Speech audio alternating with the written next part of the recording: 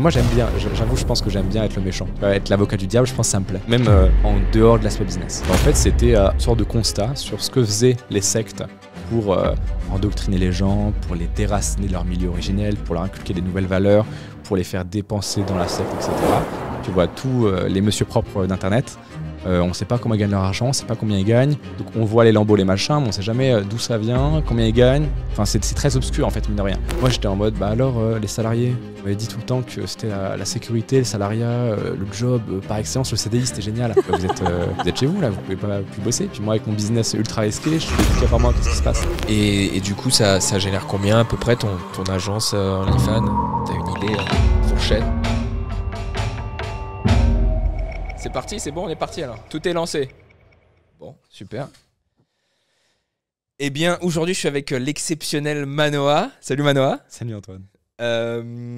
Écoute, beaucoup de gens te connaissent sur les réseaux, tu fais beaucoup de bruit, mais est-ce que tu peux quand même te présenter rapidement si jamais quelqu'un t'a loupé sur la toile? Bien sûr, déjà merci pour ton invitation. Plaisir d'être ici.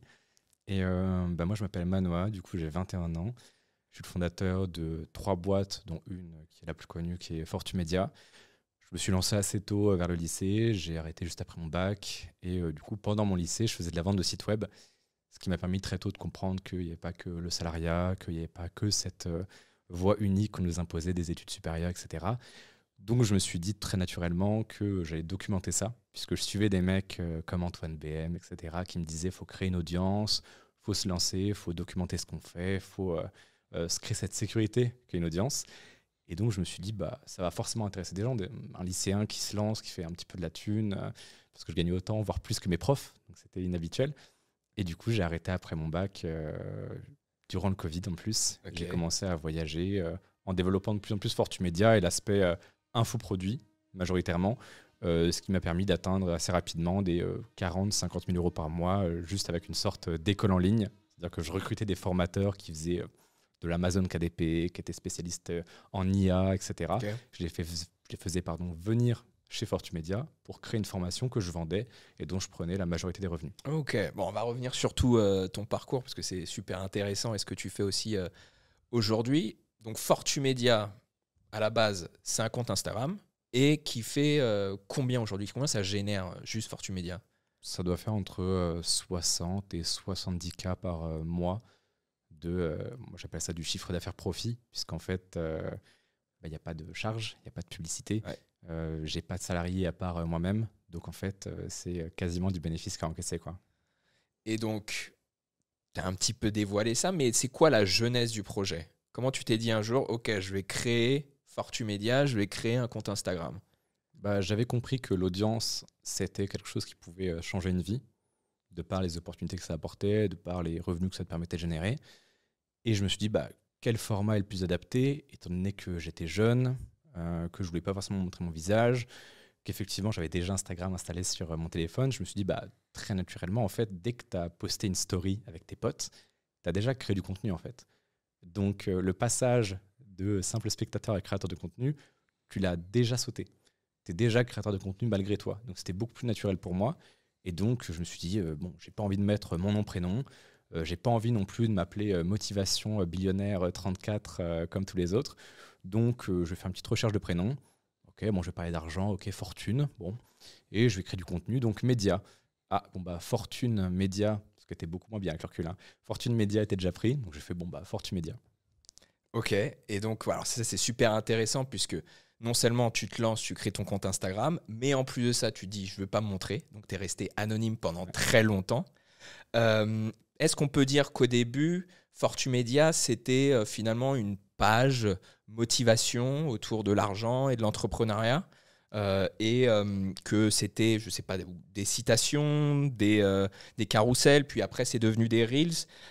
C'est quoi l'évolution du contenu que tu as créé là-dessus? L'évolution, au début, c'était du copy-paste. C'est-à-dire que je regardais ce que faisaient les comptes américains. C'était la mode des infographies à l'époque. C'était pas forcément... il y avait beaucoup de citations, évidemment. Et moi, je voyais que tous les comptes français faisaient que de la citation. Donc d'ailleurs, si aujourd'hui tu remontes les 1800 posts sur Fortumedia, tu peux trouver les premiers posts. Je suis remonté jusqu'au premier. C'est vrai? En 16 mai 2019, où tu dis, je crois que le titre c'était Comment gâcher son argent. Et tu mettais des exemples de comment... Exactement, il y avait 6 exemples, tout à fait. Et en fait, je me suis dit, tout le monde fait des citations. Pour réussir, il faut faire différemment des autres. Donc, j'ai importé le concept des infographies, comme ça se faisait aux States, et je l'ai fait. J'ai été un des premiers en France. Donc, infographie. J'ai mis aussi un petit peu des citations parce que ça avait plus de reach. C'était moins qualifiant, mais c'était, en termes d'acquisition, beaucoup plus important, beaucoup plus intéressant. Donc, j'ai essayé de mixer les deux, du contenu de qualité et du contenu qui faisait du reach, pour essayer de maximiser un petit peu ces deux aspects-là. Et donc, j'ai fait ça pendant longtemps. J'ai fait un petit peu de carrousel, mais ça prenait quand même beaucoup de temps à faire. Et au début, je carburais. C'est-à-dire que lorsque j'étais au lycée, donc première terminale, et que j'avais déjà Fortumedia, je balançais du 3, 4, 5, 6 posts par jour. C'est pour ça que je rigole quand les mecs me disent « Oh putain, j'ai un CDI, j'ai 35 heures de cours, je peux pas faire un post. » Mec, j'en faisais 6. J'avais la moitié de ton âge. Enfin, arrête, tu vois. Et donc, en fait, lorsque, en 2020, les Reels sont arrivés, j'ai vachement capitalisé là-dessus. C'est là où j'ai eu une énorme croissance qui s'est stabilisée depuis forcément, mais j'en ai vachement profité. J'ai énormément capitalisé dessus. Et j'ai été le premier, par exemple, à faire énormément connaître Oussama Hamar. J'ai été le premier à faire énormément connaître Charles Gave, qui avant était absolument inconnu au bataillon. Alors, les mordus de la bourse, effectivement, de l'économie, le connaissaient sur YouTube, mais c'était absolument incomparable à ce qu'il a aujourd'hui comme notoriété. Et c'est d'ailleurs lui, alors ils me doivent beaucoup, comme je leur dois beaucoup, parce que, par exemple, Charles Gave, c'était 3 millions de vues en 48 heures, par exemple, les reels que je faisais. Donc des stats qui, déjà aujourd'hui, c'est énorme, mais à l'époque, en 2020, faire 3 millions de vues en 48 heures, c'est-à-dire toute la France sur Instagram, t'avais vu, quoi. C'est fou. Et donc, tu as parlé de 6 fois par jour de posts. Et ça, je trouve ça magnifique, cet exemple. Pourquoi ? Puisqu'on pense que maintenant, créer un compte, c'est facile, ça se développe, c'est beaucoup de travail. En fait, les gens, ils ne se rendent pas compte du travail et du volume qu'il faut mettre dedans. Je défends souvent le volume et je me fais attaquer. Oui, il vaut mieux la qualité que la quantité, etc. Je pense malgré tout, et surtout au début, il faut beaucoup de volume. Est-ce que tu penses pour toi que ça a été un des éléments de réussite de ton compte? Et pendant combien de temps tu as tenu ce rythme? Et à combien de posts encore aujourd'hui tu es avec Fortumedia? Déjà, je te rejoins complètement. Moi, je suis persuadé que la quantité te permet de produire des qualités. Tu peux pas faire l'inverse. Tu peux pas commencer à arriver et faire un truc qui va être 2 fois plus pertinent que les meilleurs de ta niche. C'est impossible. Il faut aussi à un moment être un petit peu humble et savoir que tu commences, tu te lances, tu vas pas être le meilleur. Tu vois, c'est les fameuses citations un peu bullshit, mais que j'adore. C'est ton premier podcast, il sera merdique. Ton premier post, il sera merdique. Ta première story, il sera merdique. Et c'est OK, c'est pas grave, tu vois. Donc moi, j'ai énormément joué sur la quantité, surtout au début. Et j'avais un rythme d'usine parce que je m'inspirais beaucoup d'autrui, surtout des States. Donc forcément, il y avait ce côté-là plus simple. C'est beaucoup plus facile de faire 6 posts que tu as à moitié copier-coller, pour être tout à fait honnête, que 6 posts que tu vas trifouiller dans ton esprit. Et au fur et à mesure que j'avançais, j'avais plus que 5 posts copier-coller sur 6, puis 4, puis 3, puis 2, et puis à la fin, c'était tous les miens. Mais du coup, j'ai tenu ce rythme pendant 1 an et demi, 2 ans, et il n'y avait pas que ça. Parce que j'avais aussi compris que l'audience qui est sur les réseaux ne t'appartient pas. Donc, j'avais un podcast à côté. Tu peux regarder, pareil, sur Vie sur mesure, qui est un de mes podcasts. Il y a des épisodes qui datent de 2019. Et tu vas voir qu'à un moment, il y avait un podcast par jour. Donc, il y a une époque où je faisais 4-5 posts Instagram par jour, 2-3 stories, un email le matin, un podcast le soir. Wow. Donc ça, tu l'as fait très, très vite. Au bout de combien de temps tu t'es déjà diversifié sur d'autres plateformes? Quelques mois. Ah ouais. Je me suis lancé vraiment... ça a été très rapide parce que j'ai très vite compris qu'il y avait un intérêt à le faire. Je me suis dit, 1, l'audience ne va pas m'appartenir si je reste sur Instagram. Et 2, pour faire de la conversion, Instagram, c'est pas le top. Donc, mieux vaut faire de l'emailing. Et c'était le truc qui était d'ailleurs très en vogue à raison, parce que c'était extrêmement rentable.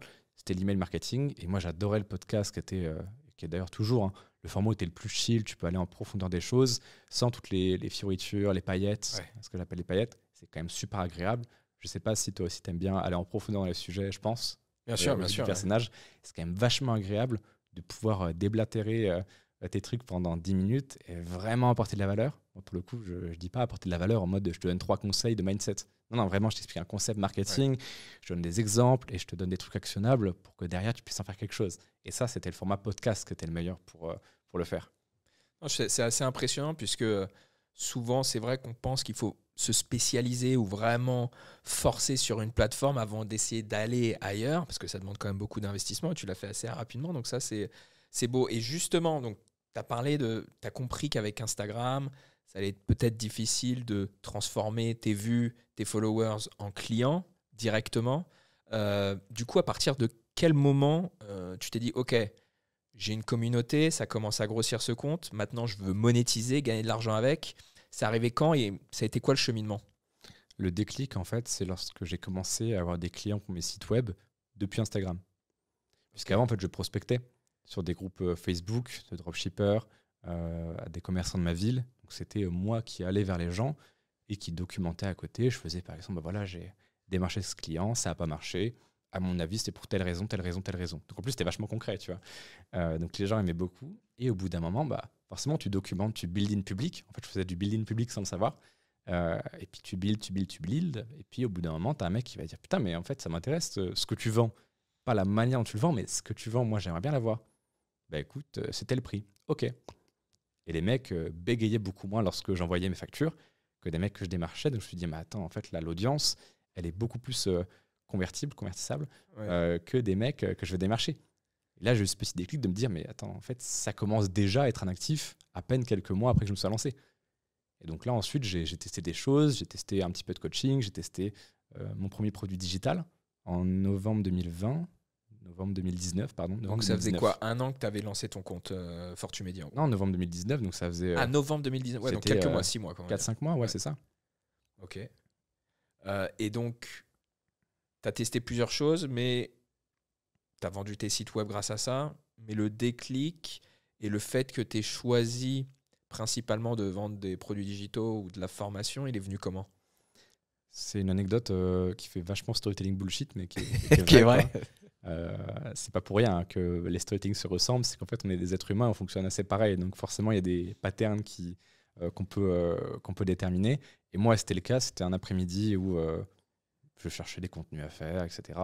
Et je regardais une énième vidéo sur la création de contenu, l'infoproduit qui m'intéressait beaucoup, de par les marges, de par l'effet scalable, parce que tu crées un produit une fois, tu le vends 20 000 fois. Enfin, moi j'étais omnibulé par ça, quoi. Je disais, attends, mais moi là je vends un site web, faut que je le crée, faut que je le délivre.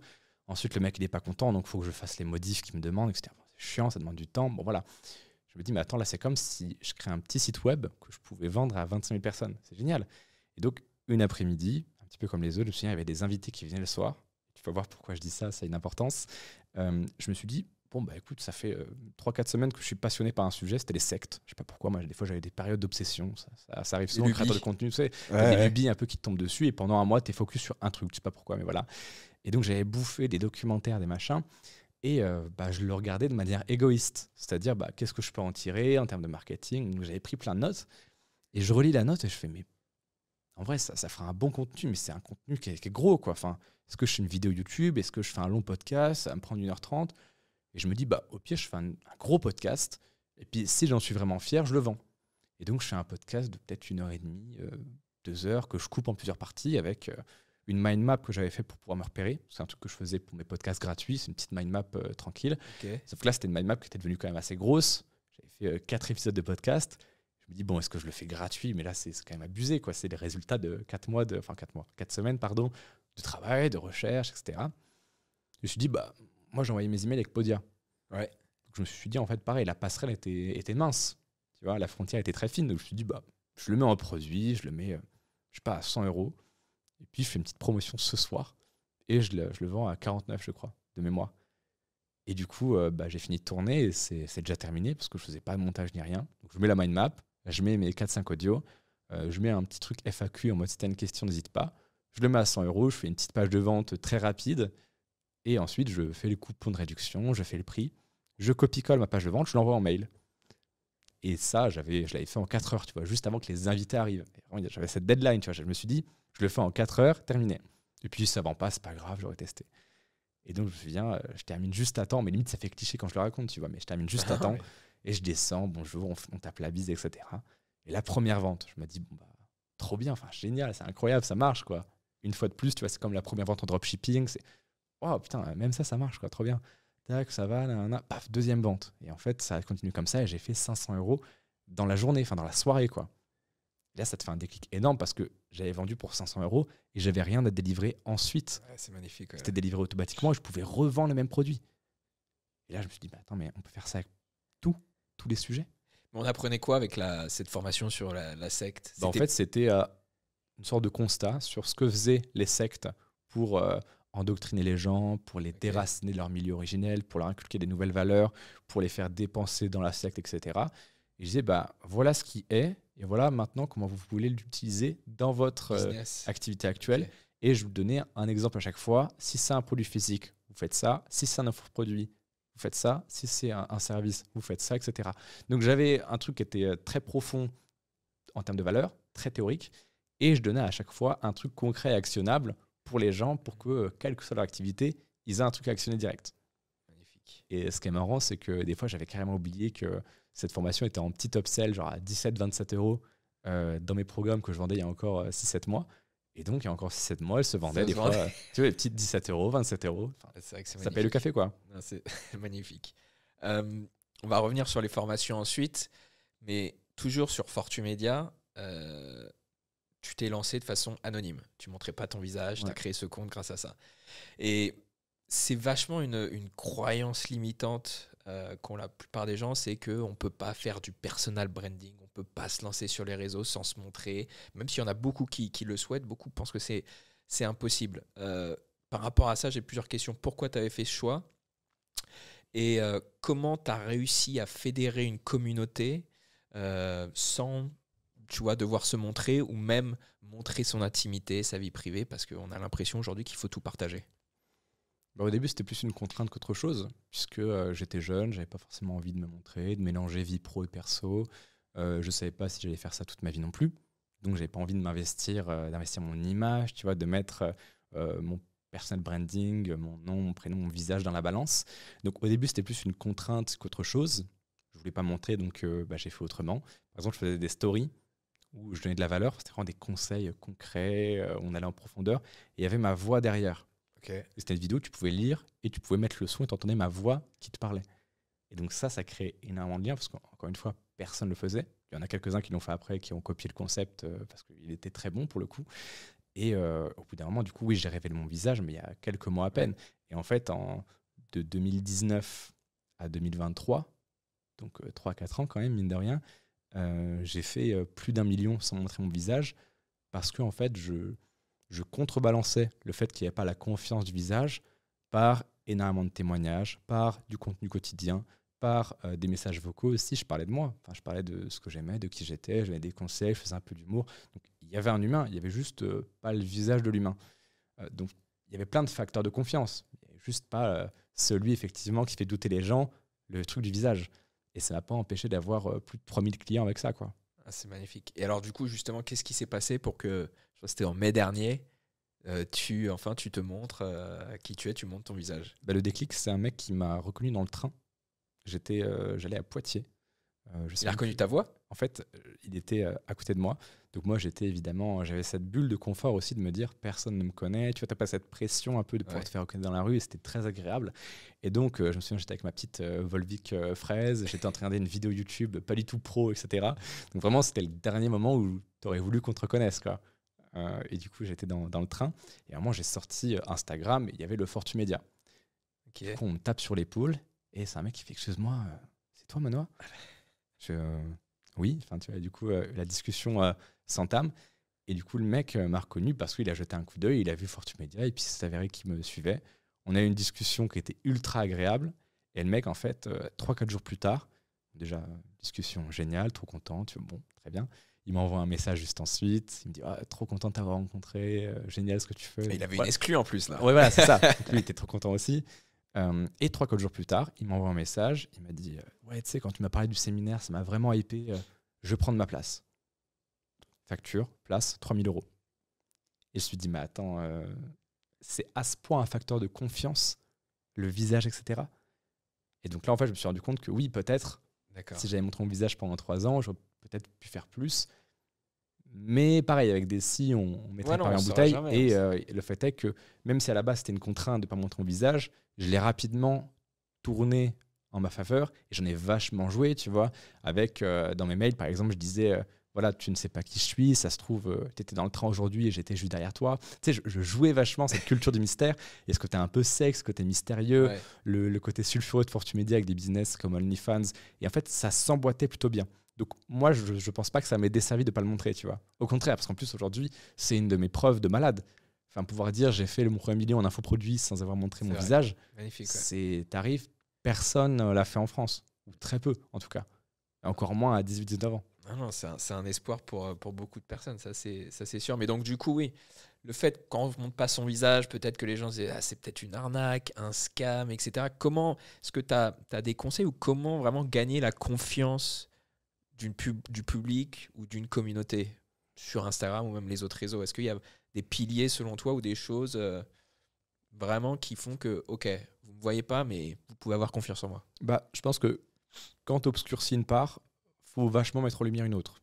Il faut arriver à contrebalancer. Donc, par exemple, moi, j'étais en mode, bon, bah, je veux pas ça, je veux pas montrer mon visage. J'ai conscience qu'effectivement, vous allez être un petit peu en mode, bah, ouais, mais pourquoi? T'assumes pas, t'as peur. Donc, je comprends, c'est juste, voilà, je donnais mes raisons, évidemment, j'expliquais pourquoi. Donc, j'ai contrebalancé, par exemple, avec un Trustpilot. Je suis le mec le plus transparent du monde sur mes revenus, par exemple. Tous les mois, je balance mon chiffre d'affaires. Qu'il soit moins bon, qu'il soit très bon, que ce soit pas la meilleure période, peu importe. Je montre mon chiffre d'affaires, tout le monde sait combien je gagne, comment est-ce que je le gagne, parce que je mets la répartition sur mes revenus. Et ça, c'est un truc que personne ne fait. Hein. Tu vois, tous les monsieur propres d'Internet, on ne sait pas comment ils gagnent leur argent, on ne sait pas combien ils gagnent. Donc, on voit les lambeaux, les machins, mais on ne sait jamais d'où ça vient, combien ils gagnent. Enfin, c'est très obscur, en fait, mine de rien. Et du coup, les gens, de manière assez contre-intuitive, ils avaient plus confiance en moi, qui était ultra transparent là-dessus, et qui leur disait, bah voilà, les gars, c'est ma vie privée, j'ai pas envie de me montrer. Plutôt qu'un gars qui est en mode, ouais, regardez tout, voilà, je vous montre tout. Tu sais, c'est limite suspect. C'est comme un mec qui va te répéter, moi, j'en ai pas les gens, hein, moi, je suis honnête. Moi, c'est ce que je vends, c'est pas un mauvais produit, hein, pas du tout. Je suis vraiment honnête, hein. C'est pas une arnaque. Tu sais, c'est ultra suspect. Donc, ces mecs-là, en fait, puisque c'était aussi associé le fait de trop montrer, de se mettre en avant, les photos, etc., puisque ça commençait à être mal vu, bah moi, j'en jouais aussi, tu vois. Puisque je contrebalançais avec des arguments que personne n'avait le courage d'utiliser. Et je te dis, bah voilà, c'est pas parce qu'eux, ils montrent leur visage qu'il faut les croire. La preuve, moi, je te montre mes chiffres, j'actualise le Stripe devant toi, je te montre mes témoignages clients, etc.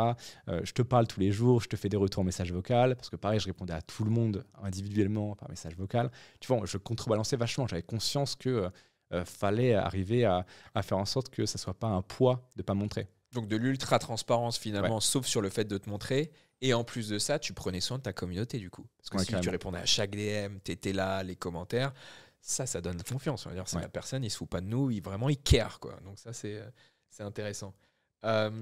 Et donc, tu avais 19-20 ans, Fortumedia, tu as lancé ta première formation.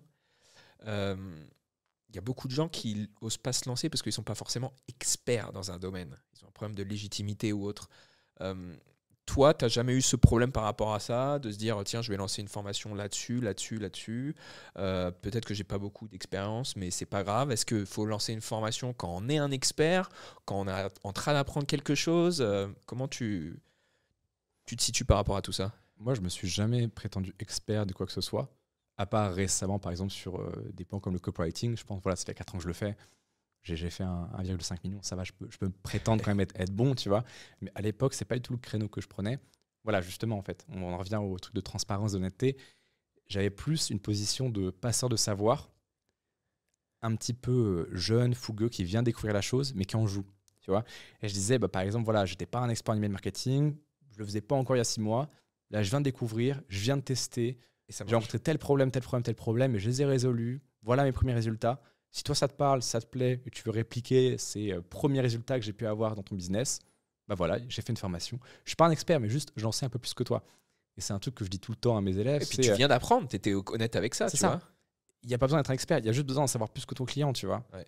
C'est pas parce que tu vends un site web qui est en fait simple à faire que tu es un arnaqueur. Si ton client ne sait pas le faire, qu'il te parle à toi parce que il a vu que tu étais capable de le faire et que vous vous accordez sur un prix qui est honnête, qui est décent, que tu n'es pas en train de lui mettre une quenelle, il n'y a rien de malhonnête, quoi. Et moi, j'avais vraiment ce positionnement-là. C'était, déjà, je ne priçais pas mes formations 2000, 3000 euros. Je les priçais entre 100 et 200. Donc, ça va, quoi. Et j'avais vraiment ce positionnement de me dire, écoute, je viens de découvrir la chose. Moi, ça me plaît, j'ai eu des premiers résultats. Je ne suis pas un expert, je ne suis pas ultra expérimenté, je n'ai pas 25 ans d'expérience. Mais je trouve que c'est plutôt encourageant ce que j'arrive à faire. Voilà les premiers retours des élèves. Est-ce que ça te tente? Okay. Et ensuite, parce que j'ai fait ça avec plusieurs domaines, j'ai commencé à investir un peu en bourse. J'ai dit, voilà la stratégie que pour laquelle j'ai opté. Voilà mon portefeuille, tu auras accès à mon portefeuille. Je te promets pas de résultats, je te dis pas que je suis un investisseur professionnel, je te dis pas que je suis trader. Je te montre ce que je fais, je te donne ma stratégie, point. C'était pas une formation à un prix exorbitant, c'était 89 €, tu vois. Ça va. Donc j'ai fait ça pour le copywriting, pour le mail marketing, pour la bourse. Et après, j'ai pris ce mur de, il y a des sujets quand même où tu peux pas t'improviser expert, tu vois. Okay. Formation, je passe sur l'administratif, la compta, la fisca, c'est compliqué. Des formations sur des opportunités business que toi, tu n'as pas testé, tu n'as pas prouvé, tu n'as pas d'énormes résultats. Moi, je n'étais pas à l'aise à l'idée de fake des résultats et tout, c'était pas mon truc. Donc je me suis dit, comment je fais? Parce que là, c'est dommage, j'ai une audience qui veut faire ça. Moi, je sais lui vendre, mais je ne peux pas délivrer, quoi. Ce qui est quand même embêtant, tu vois. Donc, est-ce que je fais l'arnaqueur de Dubaï et puis que je m'en fous? Sur le long terme, encore une fois, ce n'était pas par charité. Hein.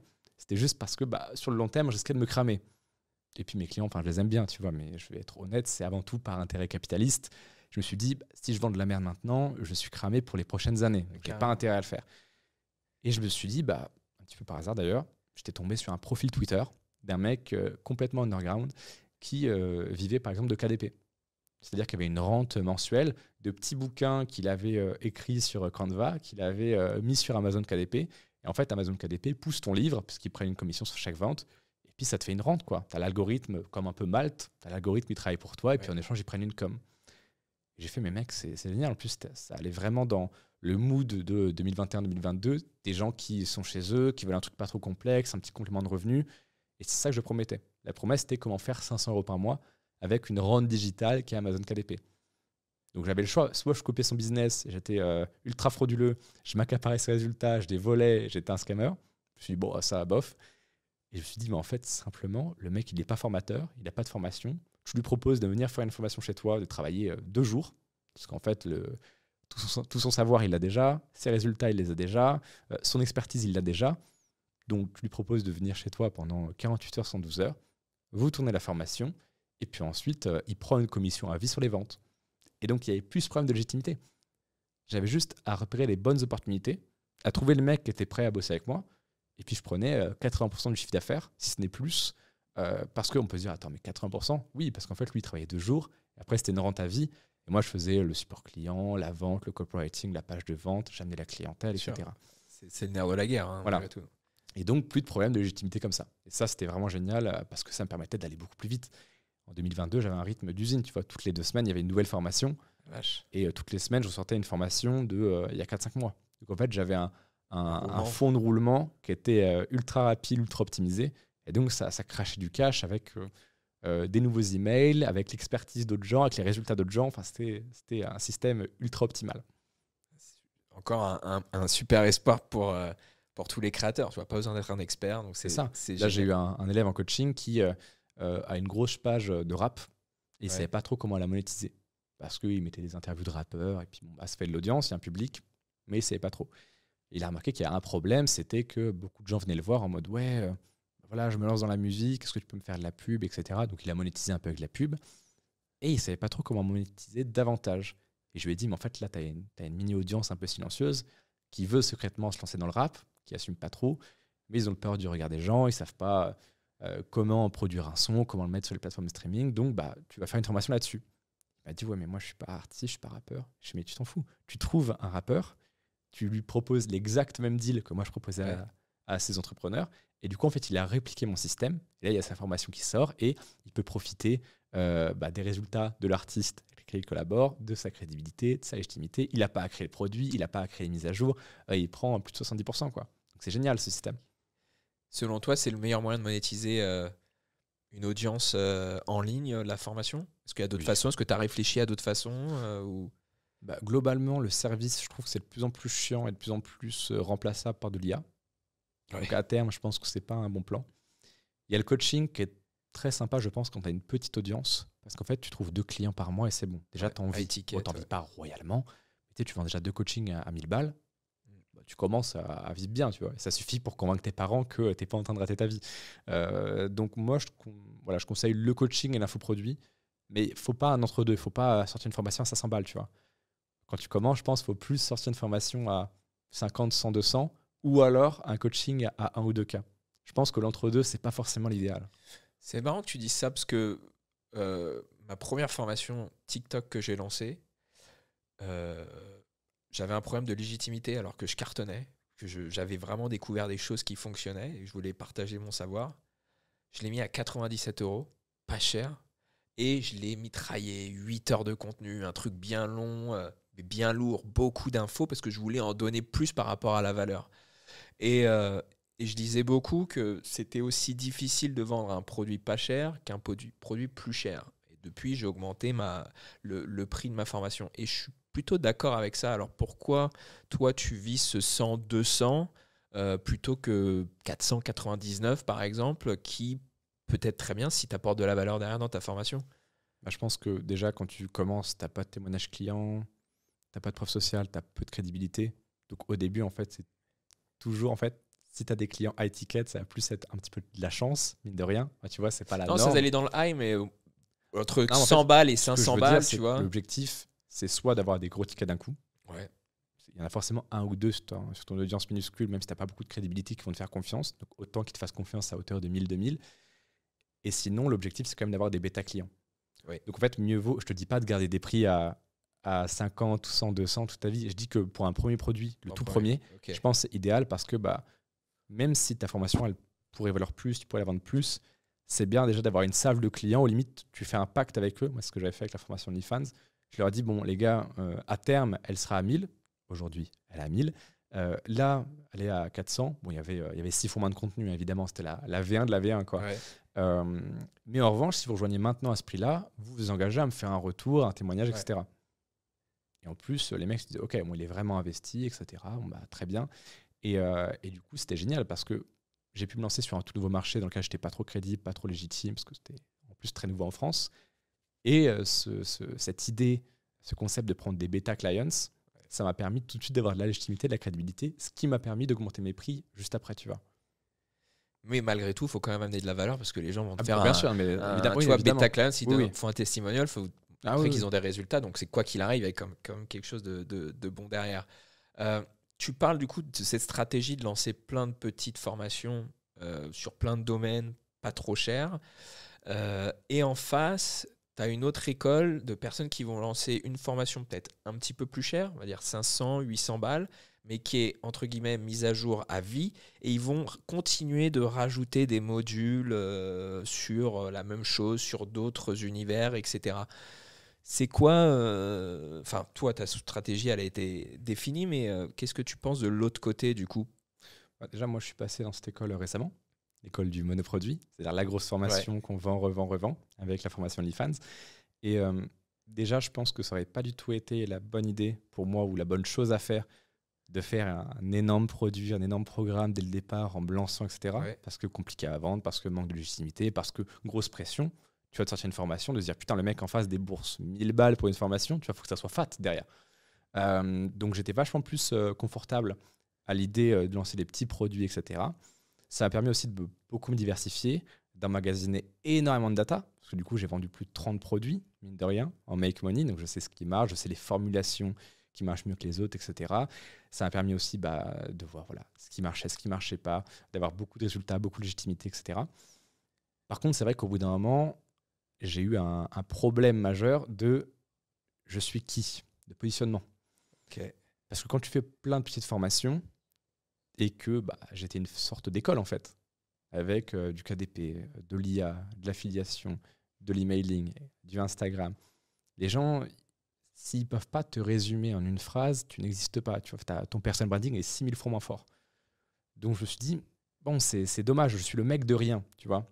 Je suis pas le mec de TikTok, je suis le mec de rien. C'est toi qui a pensé comme ça ou on te l'a fait ressentir? Parce que je l'ai ressenti. On me l'a pas fait ressentir, mais je l'ai ressenti. Donc on va sûrement faire sentir. Mais même moi, tu vois, je savais pas forcément où j'allais. Je sortais des formations, mais pareil, du coup, au final, c'était incohérent parce que moi, je le voyais d'une manière qui était la bonne pour moi. C'est-à-dire que je disais, il y a plein d'opportunités qui marchent, et puis je vous les présente et vous choisissez la meilleure. Sauf qu'en fait, j'ai été victime un peu de mes clients qui, eux, étaient dans une sorte de boulimie de l'information et qui voyaient ça comme des shiny objects. C'est-à-dire, faut se lancer dans l'IA, ok. Ah non, ok, KDP. Ah ok. Et en fait, du coup, on avait beaucoup moins de résultats clients parce qu'on avait une grosse masse de clients qui, même si la formation était bonne, attendaient le prochain product, le prochain shiny object, parce que ça allait être la nouvelle trend. Donc en fait, ils commençaient à écrire leur e-book KDP, tu vois. Ils le mettaient, ils faisaient même pas la promotion, hop, ils bondissaient sur un autre truc. Et donc en fait, j'étais en train de baisser mon niveau de satisfaction, enfin pas le niveau de satisfaction, mais le niveau de résultat réel, de beaux témoignages, etc. Parce que je m'éparpillais, je brouillais moi-même mon positionnement.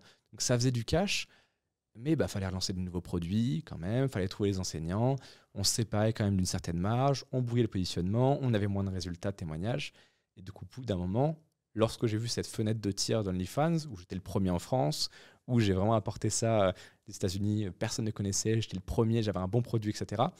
Je me suis dit, là, j'ai le choix entre garder un positionnement flou et faire un peu tout et n'importe quoi, dépendre d'autres entrepreneurs, avoir une sorte d'école en ligne, mais un positionnement un peu brouillé, etc.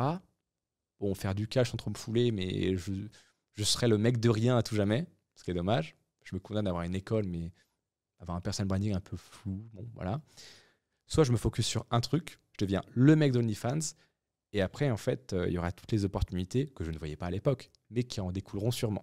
Donc, résultat, en fait, ce choix d'enlever toutes mes autres formations et de me focus sur OnlyFans, ça a fait beaucoup de chiffre d'affaires, beaucoup plus de chiffre d'affaires, parce qu'en fait, un seul produit, mais beaucoup plus cher, beaucoup plus de recommandations clients, beaucoup plus de notoriété dans un seul domaine, des ventes en affiliation aussi qui sont venues, un positionnement ultra clair, des opportunités qui sont venues avec parce que j'étais le mec d'OnlyFans.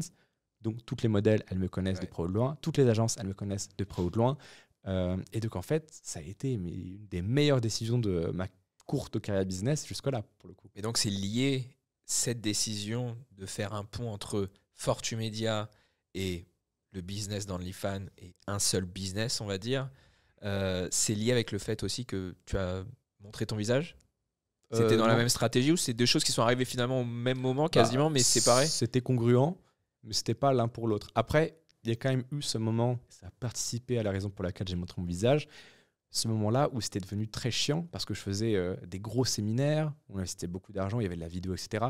J'étais de plus en plus invité dans des podcasts, j'étais de plus en plus invité à des événements. Ça devenait difficile Ça devenait déjà, difficile de me cacher, et deux, je comprenais à quel point je loupais des opportunités. Quand le mec m'a reconnu dans le train et a pris sa place pour le séminaire le lendemain ou le surlendemain, je dis mais merde en fait, attends, juste là il m'a rencontré en vrai, il a vu mon visage, il y a eu 3 000 € de vente qui sont venus juste après, juste parce que le mec a été rassuré de me voir.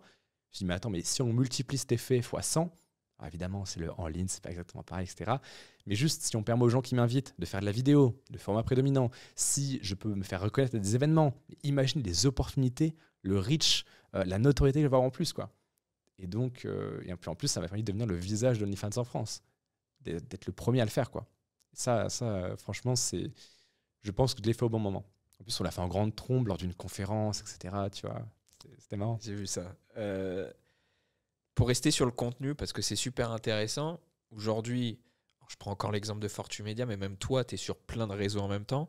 Est-ce que tu es de l'école à dire, OK, on va optimiser la création de contenu et donc je vais poster vraisemblablement la même chose sur Instagram, TikTok, Twitter, ou est-ce que tu es plutôt à je vais créer du contenu en fonction de la plateforme? Donc il y a des plateformes comme le podcast, forcément c'est différent, mais on sait que maintenant ça marche principalement avec du contenu court, de l'accroche et tout le temps les mêmes mécanismes.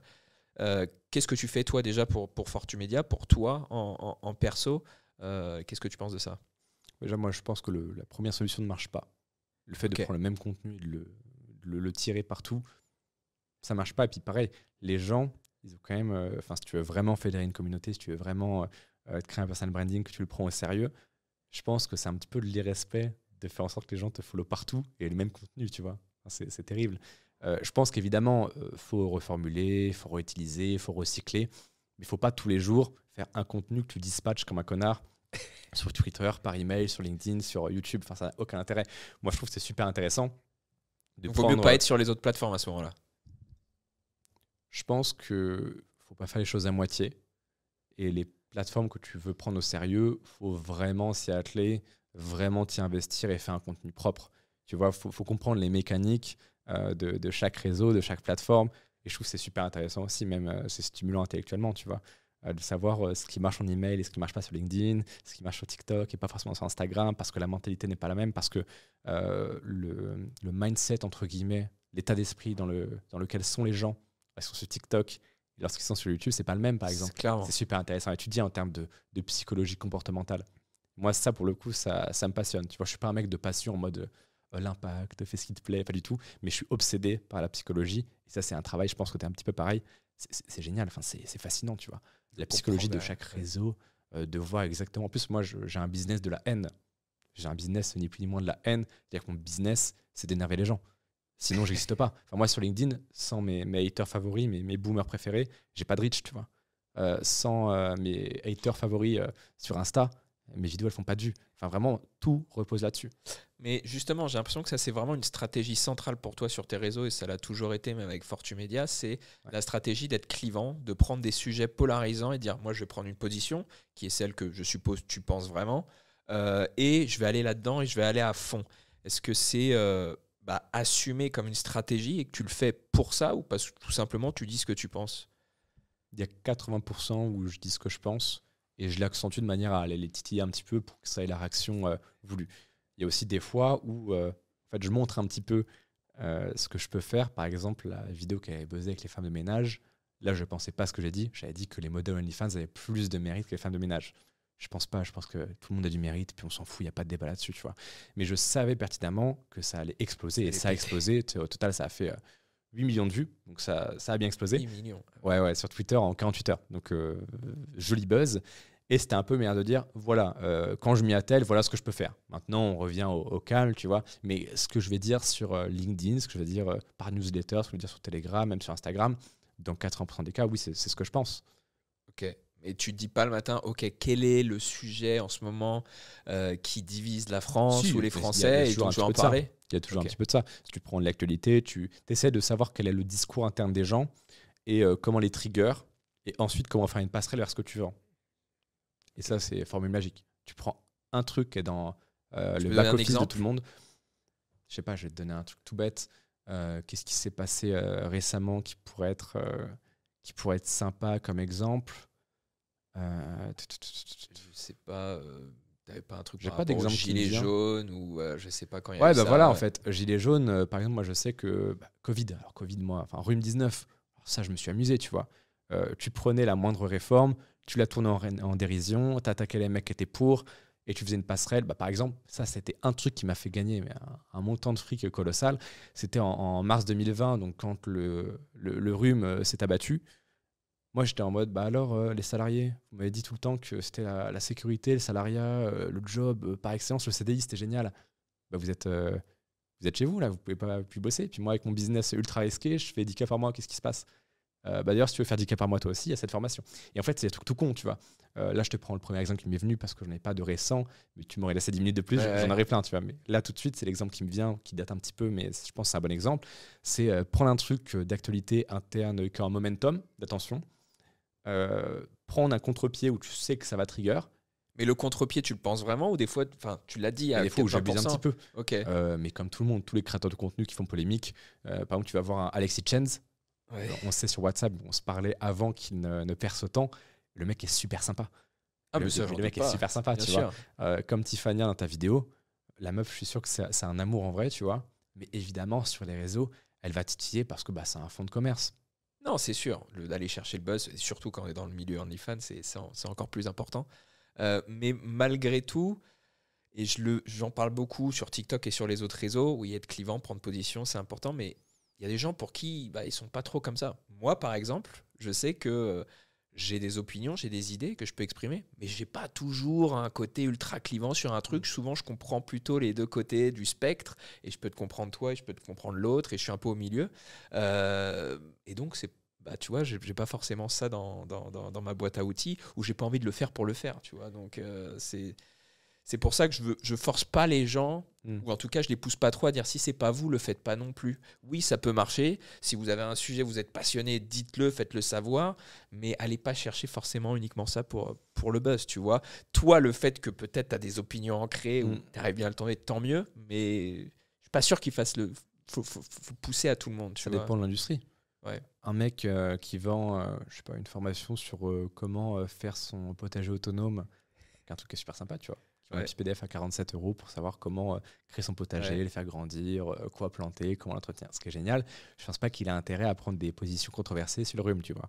ni sur quelques autres sujets sociétals que ce soit. Je pense que ça n'a pas d'intérêt. Ouais. Je pense que quand tu es dans un business de l'influence comme le mien, en plus ton fonds de commerce, c'est la controverse, c'est super intéressant. Tu vois, Alexis Chance, demain, il dit ah oui, bon, bah, t'as la flemme, bon, bah, c'est pas grave, mon petit, ça arrive à tout le monde. C'est vrai qu'on peut pas tout le temps être motivé. C'est nuancé, mais ça vend pas. La C'est nuance sûr. ne vend pas. C'est factuel. Alors c'est triste, c'est tout ce qu'on veut. C'est comme le fait de dire oui, mais OnlyFans, ça repose sur la misère sexuelle, le machin. Oui, non, mais en fait, le monde, c'est pas les bisounours, quoi. Non, on est Donc, d'accord. puis, au bout d'un moment, il y a des choses, c'est des faits. Bon, bah, est-ce que c'est triste, est-ce que c'est machin? Moi, je prétends pas avoir la sacro-sainte morale. J'ai raison, j'ai tort, je m'en fous. C'est comme ça. Maintenant, moi, je choisis d'en profiter. Si tu choisis de pas en profiter, c'est OK. Si t'aimes pas ça, c'est OK. Si t'es pas d'accord, c'est OK. En fait, moi, je m'en fous. Mais moi, j'aime bien. J'avoue, je pense que j'aime bien être le méchant. Ok. Être l'avocat du diable, je pense que ça me plaît. Même en dehors de l'aspect business. Je pense que c'est un trait de ma personnalité aussi. Je pense pas que tu l'es. Enfin, tu fais pas exprès, juste tu penses des choses. Et Là, après, j'ai un petit côté quand même. J'ai un petit côté où j'aime t'aimes bien, bien défendre un petit peu j'aime bien prendre le contre-pied de l'opinion générale et de me dire comment je peux défendre ça. Ok. Bon, surtout quand ça me profite, évidemment. Mais je trouve que déjà l'exercice intellectuel est intéressant. Moi, L'exercice rhétorique est super intéressant. Ok. Tu vois tous tes proches. En plus, moi, je suis dans un milieu un peu carrément fonctionnaire, de gauche, etc. Moi, c'est un plaisir au repas de famille de me dire bon, bah, alors comment on va les trigger et comment on va développer un argumentaire béton. Puisque mon père, d'ailleurs, est très très à gauche, mais est un très bon débatteur. Tu vois, il est très cultivé.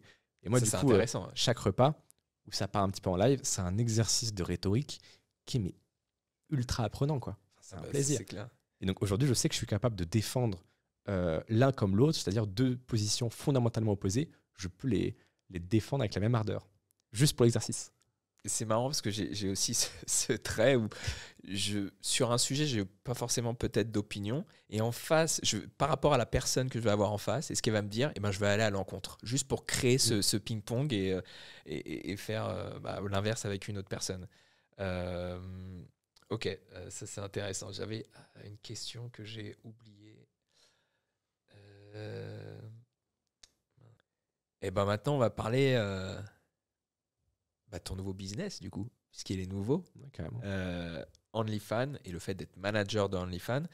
Déjà, comment tu as découvert ce milieu au début? En fait, j'avais rendu public le fait que je recrutais ouvertement des enseignants. Alors évidemment, mes clients le savaient, etc. Mais j'avais carrément fait des annonces en mode si vous avez un business atypique qui marche bien, qui pourrait passer chez Fortune Media, bah, moi, ça serait avec grand plaisir de collaborer avec vous, qu'on fasse un produit quali ensemble et que d'ailleurs, on le monétise, on le vend, on le présente à l'audience, etc. Donc, j'avais fait une annonce en mode, bah voilà, si vous vivez d'un business que j'ai pas encore exploré, dont j'ai pas encore parlé, écrivez-moi et puis on en parle, ça serait super marrant. Et t'as un mec qui m'a écrit et qui vivait du X. Donc, pas en tant qu'acteur, mais il avait des sites de niche, il avait de l'affiliation à droite à gauche, il avait un site de camgirl, il avait plein de trucs. Et du coup, j'ai fait putain, mais c'est super intéressant. Et on a fait un premier programme qui s'appelle le protocole OX, affiliation underground du X. C'était plutôt marrant. Exceptionnel, ça. Et la formation était déjà faite, etc. Donc on a négocié le pourcentage, on l'a sorti, ça a été un franc succès. Et en fait, tout le monde s'est attardé sur 20% de la formation. Mais tout le reste est passé à la trappe. Alors les gens étaient très contents parce que le contenu était quali, mais ils s'en foutaient. Il n'y avait que 20% de la formation qui les intéressait, tout à la fin. Et c'était l'affiliation MIME et le management OnlyFans. Et c'était le truc qui les a matrixés. Et du coup, on a répondu aux questions qu'ils avaient. On a rajouté un peu de contenu par rapport à ça, parce qu'il y avait des questions qui revenaient souvent. Et là, à un moment, Hector, du coup, le mec qui avait fait la V1 d'OnlyCash et Protocole Ox, me dit, mais mec, en fait, là, limite, on peut faire une formation juste là-dessus. Je dis, ouais, écoute, peut-être un petit peu abusé, il y a tant de choses à dire que ça. Parce que moi, du coup, j'avais aussi cette approche qui était intéressante pour la rédaction de pages de vente, c'est que j'étais en capacité de me mettre à la place du noob, le mec qui ne connaît rien et qui découvre, parce que j'étais le noob qui ne connaissait rien à ce business et qui découvrait. Donc pour le copywriting, c'était génial. Parce que j'étais vraiment dans les bottes du mec qui découvrait avec ses objections, ses questions, sa non-connaissance de la chose, etc. Donc j'étais en mode, t'es sûr que ça va vraiment prendre, t'es sûr que c'est intéressant, il y a vraiment tant de choses à dire. Il me dit, ouais, t'inquiète pas, je prépare une formation énorme et vraiment ça va être un carton. J'étais pas sûr de la chose en plus. Je lui ai dit, ah, bon, ok, t'es sûr, bah, ok. C'était quand ça? C'était juillet 2022. Donc il y a 1 an et quelques. Je dis ok. Donc on vend Protocol Ox, ça se passe très bien, c'est un bon lancement, ça fait je crois 30 000 € de chiffre d'affaires en une semaine et quelques, donc cool. On commence à teaser les premiers résultats des membres, qui commencent à faire leurs premiers résultats avec l'affiliation, avec le management, avec aussi certains des sites de X, etc. Une semaine plus tard, Hector me dit c'est bon, j'ai terminé, je reçois un fichier avec plusieurs gigas, il a fait une formation énorme. Et moi je lui avais dit bon, la petite formation on la vendra à 100 balles, pas plus. Et là, je vois le truc qui est énorme. Je fais non, on peut pas vendre ça à 100 balles. Enfin, le truc vraiment était ultra quali, c'était génial. Je l'ai vu, j'ai fait waouh. Limite, j'ai à un moment songé carrément à arrêter l'infoproduit tellement je me suis dit à un moment, mais je vais juste garder ce business pour moi, quoi. Aucun intérêt de le partager. Ouais. Je me suis dit, bon, pour 100 balles, la formation, enfin, le prix de vente, j'ai aucun intérêt à le partager. Pour 500, why not? Enfin, pour 400. Donc, j'ai dit, écoute, on va le vendre à 400. Prix de promotion. On tease, on préchauffe pendant 2 semaines. On préchauffe à base de, on envoie tous les jours, ça sort bientôt. On envoie les résultats de Protocol Ox, on envoie les résultats de l'affiliation, on balance la preuve à fond, le storytelling, podcast, on envoie la sauce. On le sort, je crois que c'était le 1er août 2022 exactement. Et on a dit, il y a 100 places. Et au bout de 100 places, sur Podiat, il y avait 100 coupons. Il n'y aura plus de coupons et donc ça passera au prix normal. Donc 800 € je crois de mémoire. Et en fait, les 100 places à 400 € sont partis en 24 heures, 25 pour être tout à fait précis. Donc on a fait 45 000 € de chiffre d'affaires avec les upsells en 24 heures, quoi. Mais donc ce Hector, puisque là c'est spécialisé en OnlyFans, lui il avait déjà des résultats en faisant que ça? Ah oui, il vivait de ça, il faisait plus de 10K par mois avec, entre 10 et 15. Et c'était un des seuls en France. C'est ça qui était génial. Ce que j'allais dire, c'était... On était vraiment les précurseurs dans ce domaine-là. Donc depuis, il y a eu tous les mecs sur TikTok qui sont arrivés avec leur voiture, leur machin. À la base, ça part de moi et Hector, quoi. Et donc, on a fait cette V1 qui a très bien marché. Tu peux voir des témoignages d'OnlyCash qui remontent à cette période-là. On a des mecs qui ont changé de vie. Enfin, il y a une des plus grosses agences d'OnlyFans de France qui vient de chez nous, quoi. Et il y en a de plus en plus, donc c'est trop cool. Et du coup, en fait, on a cessé de réalimenter, etc. Et au bout d'un moment, on commençait à me dire ah, mais lui, c'est le mec d'OnlyFans, etc. Machin. Je dis putain, ça devient mon positionnement, quoi. Et donc, février 2023, j'ai pris mes couilles à 2 mains. J'ai tout supprimé le catalogue après avoir fait une dernière promotion de déstockage, en gros. Et je me suis dit, à partir de maintenant, on focus que OnlyFans. All-in. Ouais, on a fait une V2, là, on est en train de faire la V3. On a vraiment investi dessus. Et là, je me suis dit, bon, il y a de plus en plus de mecs qui commencent à parler de ce business-là. Donc, aussi, pour concurrencer ça, va falloir que je me mette au devant de la scène. Et c'est vrai que oui, ça a participé grandement à mon choix de me montrer. Ok. Parce que je me suis dit, je ne vais pas pouvoir rivaliser à des mecs qui commencent à arriver sur ce marché-là, même si on a de l'avance, avec les témoignages, avec la V1, etc. L'avance est rattrapable, tu vois. C'est le travail bat le talent à chaque fois, tu vois. Donc, même si on avait eu un peu de talent dans le fait d'être précurseur, si je n'étais pas à la hauteur et que je n'avais pas cette viralité, cette notoriété, j'allais me faire écraser. Mais donc, toi, au jour d'aujourd'hui, maintenant que tu te dis, ok, c'est mon business à part entière, est-ce que tu as été découvrir en soi ce qu'est ce business et aller manager des modèles. Sûr, oui. Donc tu fais ça aussi oui, en avec plus. mon associé. Alors lui gère toute la partie logistique parce que moi j'ai pas le temps du coup. Mais en fait je pourrais pas être skin in the game. Même ça fait vraiment expression de start-upper, tu vois, mais c'est vraiment un terme. Bien sûr. Je pourrais pas être skin in the game 1 dans l'infoproduit, la création de contenu, etc., l'affiliation, et 2 dans l'agence OnlyFans à plein temps. C'est impossible. Du coup, c'est pour ça qu'il y a mon associé, qui aujourd'hui d'ailleurs s'est occupé de la V2, de la V3, etc., Gaëtan, qui gère toute la partie logistique, interne, gestion de l'agence. Ok. Évidemment, je suis toujours dedans, associé, j'étais pas, etc., et je suis dedans tous les juste jours. Le gars de les mais opérations. C'est pas moi qui gère le chatter, c'est pas moi qui réponds à la meuf, etc. Mais c'est important de toujours avoir une agence, déjà pour le côté rente, parce que ça me rapporte du cash. Il y a combien de gratos, créatrices aujourd'hui sous votre agence à peu Notre près agence, on n'en a pas beaucoup, on se focus sur des meufs qui rapportent beaucoup. On en a 5-6 de mémoire. Je crois qu'on en a 6 là. De toute façon, oui, ça sert à rien d'en avoir 40. Il faut avoir celles qui fonctionnent. Ça sert à rien d'avoir 40 qui font 100 balles. On peut faire avoir 5-6 qui font entre 10 et 30K. C'est beaucoup plus rentable, c'est beaucoup moins de prise de tête. Et puis ça nous permet de scaler agressivement et de manière soutenable. Et je ne sais pas si tu peux partager ces chiffres, mais c'est quoi les deals avec chacune d'entre elles en termes de pourcentage et combien de commissions vous avez généré? Ça dépend vachement du rapport de force. C'est-à-dire que si tu prends une meuf qui a déjà une audience, etc., elle a moins besoin de toi. Alors que si tu prends une meuf qui est inconnue au bataillon, tu vas devoir lui faire ses premiers TikTok, lui expliquer toutes les bases, la faire monter de zéro, tout lui expliquer. Enfin, c'est beaucoup plus de travail et tu prends aussi beaucoup plus de risques. Tu vois, c'est comme les labels. Ils prennent beaucoup moins lorsque l'artiste est déjà établi, il a déjà une fanbase, parce que c'est beaucoup moins de risques pour eux. et le rappeur est plus en capacité de négocier. Bah, c'est exactement pareil pour les modèles en fait. Et du coup, ça génère combien à peu près ton agence OnlyFans? Tu as une idée, un peu, une fourchette? Ouais, on doit être dans les 20-25 de bénéfices net. Donc pour Gaëtan et pour moi. Donc pour moi, c'est du 10K de bénéfices, mais c'est vraiment délégué. C'est aussi ça que j'apprends à la formation. C'est une première étape, aller jusqu'aux 3K par mois de commission pour toi en tant que manager, tout seul, sans chatter, sans rien, vraiment le b.a.-ba du business, les premiers pas. C'est ça qu'on apprend en fait. C'est prendre une modèle, la faire monter à 10K, la signer à 30% et prendre 3000. C'est ça la promesse de la formation. Et ensuite, derrière, effectivement, on dit de créer une structure comme une SAS, une SARL, prendre des chatters, etc. etc. Mais la promesse finale, c'est effectivement d'avoir une agence qui tourne sans toi. Même si c'est compliqué, même si ça demande beaucoup de taf, c'est une entreprise, c'est un business, c'est pas tu fais rien et puis ça tourne tout seul, c'est pas comme ça que ça marche. Ça soit comme une muse, quoi, un truc qui tourne. À terme, moi, c'est devenu une muse. Mais parce que aussi j'ai un bon associé, parce que je l'ai formé, parce que Gaëtan, de base, il vient de la V1 d'OnlyCash. Ok.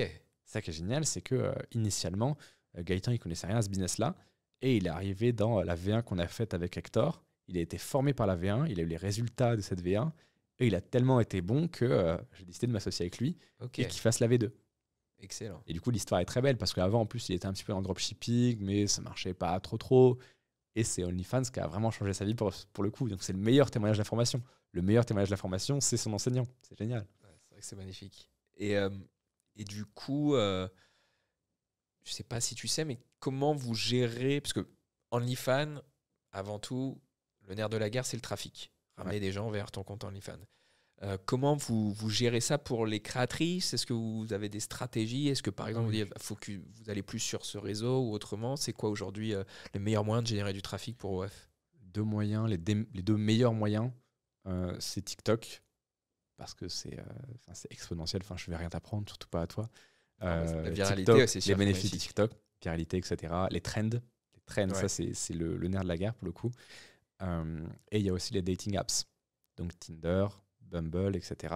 C'est vrai qu'on l'entend beaucoup, mais c'est un petit peu plus parce obscur pour moi, parce que tu le vois, les meufs sur tu swipe, tu les matchs, ok, à mettre leur Instagram, ouais, viens me parler sur Insta et tout. Enfin, tu comprends souvent que ça direct, oui, c'est mais du OF. Tu n'es pas le client final.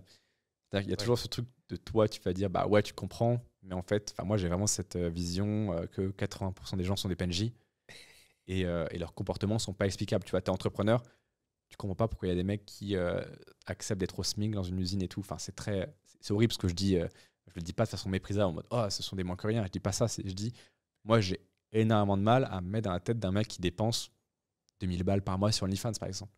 Pourtant il y en a. Mais mon travail c'est pas de me dire mais pourquoi, comment c'est possible. C'est de me dire ok, c'est ce qui est. C'est ce que je disais tout à l'heure. C'est factuel, rien n'est changé. Comment je fais en sorte que ces big spenders, ces gros poissons, ils viennent sur le profil de ma meuf OnlyFans. Ouais. Et du coup, il y a Bumble, il y a Tinder, il y a TikTok. Mais c'est très violent. Hein. Les dating apps, c'est extrêmement violent. Okay. Parce qu'en fait, tu vas créer 20-25 profils, tu vas mettre des bots dessus qui vont auto-swipe, etc. Et donc, tu as une machine qui t'envoie du lead extrêmement qualifié. C'est des mecs qui t'ont vu, qui t'ont cherché sur Instagram, qui t'ont stalké. Enfin, c'est ultra avancé en termes de qualification.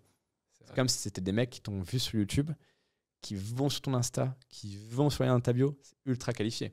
C'est exactement pareil pour F. Et tu côtoies les modèles de temps en temps? De plus en plus. Ouais. De plus en plus. C'est quoi ta relation avec elles? Dans le sens. Moi, déjà, elles sont assez rassurées parce que on est aussi victime du marché qu'on a créé. Hein. J'ai tellement créé d'agences que maintenant, en fait, les meufs connues, les gros poissons actuels, se protègent vachement des agences parce qu'elles sont marre d'être démarchées, tu vois. Donc, c'est un petit peu saturé de ce côté-là. C'est pour ça qu'en fait, dans la formation, on apprend à prendre des meufs anonymes, des meufs qui n'ont pas d'abonnés, machin, et à les faire péter. Parce qu'actuellement, recruter des influenceuses, c'est saturé. Et c'est à cause de moi. C'est moi qui ai lancé cette mode depuis juillet-août. Il y a eu une saturation parce que j'expliquais comment ça marchait. Et donc, elles ont toutes été prises d'assaut. Mais moi, du coup, globalement, puisque je ne suis pas là à essayer de les recruter, elles m'aiment bien. Et pareil, puisque je suis le seul mec qui va mettre un pull OF et qui va les défendre corps et âme, qui va aller dire oui, elles ont du mérite, oui, il faut les respecter, oui, c'est une activité comme une autre. Le seul mec qui fait ça, c'est moi. Et qui ne veut même pas les recruter, parce qu'en fait, nous, notre agence, là, on ne sait pas trop de la scale. En fait, on scale les modèles qu'on a déjà, On veut pas recruter davantage, en tout cas pas pour l'instant. On n'est pas en capacité de le faire en termes d'équipe, en termes machin. Enfin, c'est beaucoup de gestion, mine de rien. Donc en fait, elles sont quand même plutôt rassurées puisque moi, je prends leur défense et je leur demande rien et je ne veux rien d'elles. Donc c'est la elles meilleure m'aiment bien. relation pour ensuite travailler avec quelqu'un. De toute Ouais, façon, clairement. si tu arrives Clairement. en quémandeur, il y en a Et rien, peut-être qu'on c'est va bon. bosser, enfin le projet que je te parlais en off tout à l'heure, bah, il y en a beaucoup qui vont justement bosser avec moi sur ce projet-là. Ouais. Mais parce que aussi, j'aurais eu, je pense, cette clairvoyance, cette capacité à pas être greedy. Moi, c'est l'expression que j'ai, je dis toujours à mes collaborateurs, DTG. C'est delay the greed. Tu vois, en mode, oui, tu es là pour l'intérêt capitaliste et tout, mais donne, ou n'attends rien, ne sois pas un putain de rapace. Attends, mets-les bien, comprends ce qu'ils veulent, développe des relations, et dans 6 mois, 1 an, ça paiera. Mais ça, c'est Sur tous les business comme ça, de toute façon, c'est pas que OnlyFans. c'est des fenêtres de temps que la plupart des gens ne sont pas capables d'entrevoir. Mais aussi, c'est normal, c'est que quand on a déjà des business, qu'on est capable de générer du cash, qu'on peut être en capacité et en position de se dire attends, délai, il n'y a pas besoin de leur sauter au cou, c'est très dur, tu vois, mine de rien. Mais du coup, moi, les modèles, de plus en plus, j'ai une relation intime entre gros guillemets avec elles, c'est-à-dire qu'on sait sur Il WhatsApp. n'y a jamais on eu se parle. d'avance. Non, en plus, moi, j'ai ma copine, etc. Ah, ok, Donc, t'as la et pareil, ça aussi, c'est rassurant pour elle. Parce C'est que je vrai, suis pas ça, là. c'est quoi la vie de ta copine? Tu l'as connue avant Ouais, dans je cette l'ai industrie? connue avant, enfin, je Ok. l'ai connue il y a 2 ans et quelques. Et donc, en fait, elle m'a connu avant ce côté OnlyFans. Mais de toute façon, moi, j'ai toujours été clair dès le départ, je ne vais pas m'arrêter de voyager pour autant. S'il y a un côté business, il y a une énorme opportunité, je vais la saisir, quoi qu'il en coûte. Mais après, voilà, je ne suis pas là à traîner dans des hôtels avec des modèles ou des machins, tu vois. Non, bien sûr, Jamais mais tout bon. seul ou quoi que ce soit. Donc, je suis très clair là-dessus. Et puis, limite, ma copine, maintenant, elle commence à connaître les modèles que je fréquente aussi. Donc, c'est très, Ok, c'est c'est très cool. OK avec ça, quoi. Et tes parents aussi, ils sont au courant? Bien sûr. En même temps, c'est très difficile quand tu fais 8 millions de vues. Certes, Tes parents ne sachent pas. certes. C'est Certes. ce que disait Tiffania aussi dans votre interview. C'est qu'au bout d'un moment, si tu réussis, forcément, ça va arriver aux oreilles de tes parents. Et moi, mes parents, très, très gauchistes là-dessus, ils sont pas fans de la chose. Et Ils je sont leur ai ouverts. dit, mais écoutez, de toute manière, bon, que vous soyez content ou pas, ça va être pareil, tu vois. Et de plus en plus, en fait, ils comprennent parce que moi, je suis pas à aller voir des gamines de 18 piges, à leur dire viens bosser avec moi, etc. Moi, j'explique à des gens comment créer des agences professionnelles, à démarcher des meufs qui sont majeures, consentantes et averties, à faire les choses bien, à être des gentlemen, tout est contractuel. Enfin, je fais les choses bien, en fait. Donc, c'est de moins en moins conflictuel. Ça l'a été lorsque c'était pas encore expliqué. Mais Ouais. comme beaucoup de choses, en fait, lorsque tes parents comprennent pas, ils sont un petit peu sur les nerfs, ils sont pas contents. Comme quand tu lances un business et que moi, ils ont appris que j'allais pas faire des années d'études. Au début, ça frite. Après, toi, non, mais regarde, je fais ça, j'ai tel plan, j'ai telle preuve que ça marche, je fais les choses de telle manière. Après, ça les rassure et ils se calment. Et vous travaillez uniquement sur le marché français ou Pour l'instant, oui. Parce que moi, j'aime bien travailler là où je suis chez moi. C'est-à-dire, j'adore Instagram parce qu'aujourd'hui, je suis chez moi. Instagram, c'est chez moi. Enfin, tu peux pas me descendre sur Instagram. C'est très difficile. Après, quand je vais sur LinkedIn, Twitter, c'est encore des terres sauvages, tu vois, pour moi. Donc, je prends plus de risques. Je suis pas chez moi et je le sais. Donc, Mais au bout d'un moment, tu l'es. Parce que au tu bout d'un apprends. moment, je le serai. Ouais. Au bout d'un moment, je le serai. Non, mais je dis chez moi, pas forcément en termes uniquement de connaissance de la plateforme, mais de Instagram. Je suis suivi par beaucoup de gens. Quand tu me découvres, tu as forcément un de tes potes ou une de tes potes intéressée par OnlyFans qui me suit. Tu vois, je suis quand même bien établi. Et donc, ça fait 4 ans que je suis là. J'ai une belle communauté, je fais beaucoup de vues. Tu vois, tu es quand même chez toi. Ouais, mais je C'est ton parlais réseau pas de forcément prédilection. pour les filles que tu recrutais, mais pour quel marché vous visez en termes de clients qui vont payer les abonnements ou parler avec ces modèles. Parce que Français le pour marché, l'instant. donc uniquement français aussi. Parce que là, le marché américain, parce que, pour en le fait, coup, est énorme. Ouais, mais ça nécessite aussi une connaissance de ce marché-là. Par exemple, nous, on bondit vachement sur les trends TikTok. Ouais. Et les trends, c'est quelque chose de très culturel. Et toi, par exemple, tu serais sûrement capable de le faire aux US parce que tu vis là-bas depuis 10 ans. Et donc, tu connais les mœurs, tu connais les significations sous-jacentes, le côté implicite des choses que moi, peut-être, même si je parle bien anglais, je ne vis pas au States, je ne vis pas à Londres, je ne vis pas dans un pays anglophone. Ah, je donc comprends ce que tu forcément, veux dire, ouais. je vais pas avoir la finesse d'esprit de comprendre la trend parfois, tu vois. Ah ouais. L'état d'esprit et le truc qui est très l'argot, ce genre de choses, tu vois. Et donc, si tu veux vraiment entreprendre dans un pays, dans un marché, il faut le connaître, ce marché. Et donc, peut-être que je m'y attaquerai un jour, très probable, mais limite, je pense que j'aurai l'honnêteté et l'humilité de m'associer à quelqu'un qui le connaît mieux que moi. Ok. Parce que gain de temps. C'est une perte de temps de me dire, je vais garder, imaginons, 10% de ma boîte, Et puis je vais aller dans le pays, je vais me faire le réseau de zéro, et je vais réapprendre tout. Non, mec, prends un associé. Sûr. Je préfère avoir 90% de 10 millions que 100% de 2 millions. Ça n'a aucun sens de penser en mode greedy, en mode je veux tout garder. Là, comme c'est ce que je t'expliquais juste avant pour mon projet, bah, j'ai cédé 10% à un associé. C'est chiant de céder 10%. Mais en fait, je sais que cet associé va me rapporter énormément, que ça va être gagnant-gagnant. Et donc, j'ai vachement plus intérêt à me séparer de 10% pour que ça vale 100 millions à terme, plutôt que de dire non, je garde mes 100% et que ça en vale 5. Ça n'a aucun intérêt, tu vois. Mais la plupart des gens sont dans le non, c'est à moi, machin. Et je l'ai été pendant longtemps en tant que solopreneur, tu vois, tu as vachement de mal à faire ça. C'est vrai que tu as fait le jump du solopreneuriat à maintenant plus avoir des sociétés avec des associés. Tu nous as expliqué comment tu as trouvé ton associé pour OnlyFans. Est-ce que, quelle est pour toi une bonne association avec quelqu'un? Est-ce qu'il faut forcément avoir des capacités complémentaires, des skills complémentaires, ou est-ce que faut avoir le même état d'esprit, la même vision? Qu'est-ce que tu penses de tout ça? Bah, déjà, je pense qu'il faut avoir la même vision. Sinon, au bout d'un moment, tu as une sorte de passager clandestin qui s'établit. Tu en as un qui se laisse porter, qui est plus trop en adéquation, qui veut quitter le navire, ou alors qui ne participe pas au fait qu'il aille dans la bonne direction. Donc, ça sera forcément quelque chose qui va te piéger à un moment donné. Donc, il faut même vision, compétences ou ressources complémentaires. C'est ce que j'ai fait avec Max. Et troisièmement, je pense qu'il faut un pacte d'associés extrêmement clair sur qui fait quoi, sur les responsabilités, les tâches de chacun, pour pas qu'il y ait au bout d'un moment, au bout de 6 mois, mais toi tu fais pas ça, tu fais ça, machin, etc. Ça, c'est le truc qui, je pense, doit être extrêmement clair. Sinon, au bout d'un moment, ça fait du conflit. Et mieux vaut mettre les choses à plat dès le départ. C'est comme dans un couple, en fait. Bah, c'est ce que j'ai fait avec ma copine, c'est ok, bah, moi je suis comme ça, j'ai tel business, je vais continuer à voyager, machin. C'est ce qu'avait fait aussi Antoine BM avec son compagnon. C'est établir les bases dès le départ. Et tous les entrepreneurs qui. C'est comme un mariage, de toute façon. Voilà, c'est exactement ça. Je pense une association, c'est un mariage, donc tu fonctionnes pareil. Tu t'assures d'avoir la même vision que ton partenaire, tu t'assures d'avoir à peu près les mêmes valeurs aussi, d'être complémentaire. C'est le b.a.-ba, tu vois, mais les gens ne pensent pas forcément comme ça. Et le pire truc que tu puisses faire quand tu lances un business, c'est de t'associer avec ton meilleur pote. À 50-50, tu vois. Ça, pour moi, c'est le pire truc. Alors, le 50-50, je suis d'accord, mais alors pourquoi pas avec ton meilleur pote? Parce que très souvent, c'est pas ah, mec, on a des intérêts communs, on est complémentaires. C'est mec, ça va être trop fun de faire un truc à deux.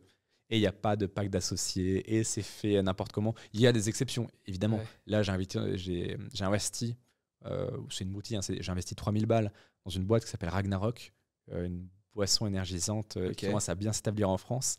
Et c'est 2 meilleurs potes. Et pour le coup, je pense que eux, c'est une exception. C'est pour ça que j'investis. Parce qu'ils ont l'air vraiment d'être très chauds. Les mecs sont très sympas, etc. Ils sont vachement complémentaires. Mais très souvent, les 2 mecs s'associent, c'est des mecs start-upers qui sortent d'école de commerce, qui se disent on va faire une start-up de parapluie connecté. Et ça aboutit jamais à rien. Tu vois. Ouais, non, ça, je suis d'accord. Autant sur le côté ami, moi, je suis plutôt pour justement lancer une boîte avec quelqu'un que tu aimes, que tu apprécies. Ah parce oui, que oui. dans le sens amitié, tu vois, Oui. moi, toutes les personnes avec qui je me suis associé, qui étaient pas forcément des gens amis ou tout du coin proches, bah, ça se passe pas forcément, ça dépend, ça se passe un petit peu moins bien. Quand tu as un ami, quelqu'un que tu connais vraiment. Un ami, je suis d'accord. Mais ton meilleur pote avec qui tu délires tout le temps, ouais, ok. Tu vois, c'est ça. Je te rejoins là-dessus. C'est-à-dire. Parce que c'est une aventure, donc tu as envie d'avoir des liens qui soient plus forts. Tout à fait, tu je te rejoins vois. là-dessus. C'est-à-dire un ami, oui, mais le truc du meilleur pote à 50-50, c'est vous à l'échec. Sur un coup de tête, vas-y, ou on se la lance. bande de potes qui se disent ça serait trop stylé, machin. Non. Ok. Est-ce que. Je parle beaucoup d'intelligence artificielle aussi dans le contenu que je fais. Je suis passionné par ça. Je viens de poster une vidéo YouTube où j'explique comment créer une modèle ou une Instagrammeuse ou ce que vous voulez grâce à l'IA. Comment tu vois ça arriver sur OnlyFans? Parce que je dis pas que ça va remplacer, ça remplacera jamais. Il y aura toujours des vraies femmes. Mais qu'est-ce que tu penses de l'IA? Est-ce que tu penses que ça peut faire sa place et faire de l'argent Parce que maintenant qu'on peut créer une fausse personne, des photos, des vidéos avec, tu peux faire des vidéos hot, ce que tu veux. Je suis sûr qu'il y a des mecs qui peuvent acheter ça. Hein. Bien sûr, mais ça va être à chaque fois des entrepreneurs derrière, des marketeurs de génie. C'est une niche, créer une personnalité en fait. Ouais. Personne. Là, il y a un concurrent qui s'est lancé très récemment d'ailleurs, et c'est une des promesses de sa formation, c'est créer des modèles avec l'IA, etc. Donc évidemment, nous, on va rajouter des modules. Ce que j'allais dire. Évidemment, si on va donner au marché ce qu'il veut, mais ce qui va marcher, les gens vont pas sur OnlyFans pour voir du cul, quoi. Ils vont sur OnlyFans parce que la meuf en question leur a tapé dans l'œil, qu'ils aiment bien ce petit côté, cette petite bizarrerie qui fait l'unicité, la différence sympa de la meuf. Et puis ensuite, ils vont un petit peu la stalker. Ils ont un peu l'espoir de pouvoir la voir en vrai, non ? C'est une vraie personne, ils ont l'espoir de la voir en vrai. C'est un marché, c'est une économie de la relation, de l'intimité, de l'exclusivité, de l'espoir, de la relation humaine. Donc je pense que l'IA va se faire une place, mais ce sera des IA qui vont être ultra travaillés, qui vont avoir une personnalité, où il y aura des marketeurs full-time derrière qui vont définir sa personnalité, qui vont réfléchir à quel poste. Ça va vraiment être un business à part entière. Ça va pas juste en mode tu génères des images à l'appel et puis les gens achètent. Ça se passe pas comme ça. Tu vois. C'est comme les meufs qui disent moi j'aimerais bien me lancer sur OnlyFans, mais juste vendre mes pieds et pas montrer ma tête et pas en faire la promo sur mes réseaux. Oui, bah merci meuf. En fait, tu veux le beurre, l'argent du beurre, le cul de la crémière. En fait, c'est pas ça comme ça, tu vois. Sinon, moi demain je me lance aussi, tu vois. C'est pas comme ça que ça se passe. C'est tout justement cet intérêt. Les gens en fait payent pas pour voir une personne nue, ils payent pour la déshabiller. C'est ce qui est une nuance qu'il faut comprendre, tu vois, en termes de psychologie. Et oui, ça va se faire une place, c'est sûr et certain. Mais ce qui va rester, mais comme dans l'industrie OFM classique avec des humaines, c'est les modèles et les agences qui vont faire un vrai taf de différenciation. Mais comme mon industrie infoproduit, tu vois, moi je me suis lancé, je me souviens. Différenciation dans quel sens ? Où tu vas vraiment faire l'effort que 80% des gens ne vont pas faire. Par exemple, moi je me suis lancé en 2019 avec plein d'autres mecs. On avait à peu près tous la même identité graphique, les mêmes posts, on avait carrément des groupes d'engagement, on était tous dedans. Et ce qui est marrant, c'est de ces groupes d'engagement, on était peut-être 20-25, tous les autres sont morts ou inconnus au bataillon, et on est peut-être 2-3 à avoir réussi à sortir du lot. Parce qu'on a expérimenté, parce qu'on a investi, parce qu'on a tenté, parce qu'on a fait plus, on a fait des formats à côté de notre Instagram, la newsletter, le podcast, on a tenté de nouveaux formats, même sur Instagram, les stories avec la voix, etc. Ce que les autres n'ont pas fait. Ils se sont dit, on continue de poster des publications, ça marche, donc pourquoi faire autre chose ? Et c'est exactement ce que vont faire les agences OnlyFans un peu classiques qui ne vont pas chercher, voilà, ils ont une modèle qui tourne à 10K, ils vont faire, tranquille, maintenant je ne fais plus rien. Oui, ça va durer durant un temps. Mais comme toute économie, en fait, ceux qui continuent de prospérer dans le temps, c'est ceux qui font les 20% que ne font pas 80% des gens, tu vois.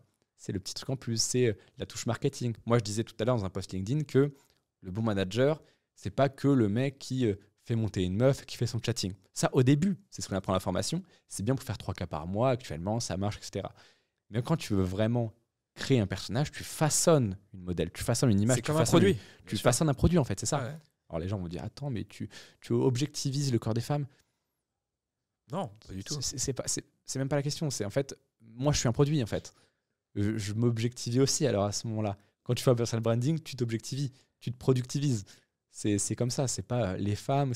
Dès que tu vends quelque chose, en fait, tu es un produit, forcément, tu vois.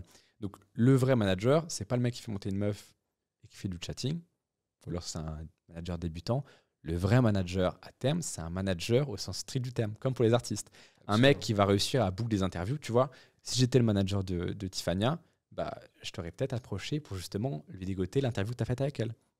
Et puis, je lui conseillerais d'adopter plus ce ton-là dans ses vidéos.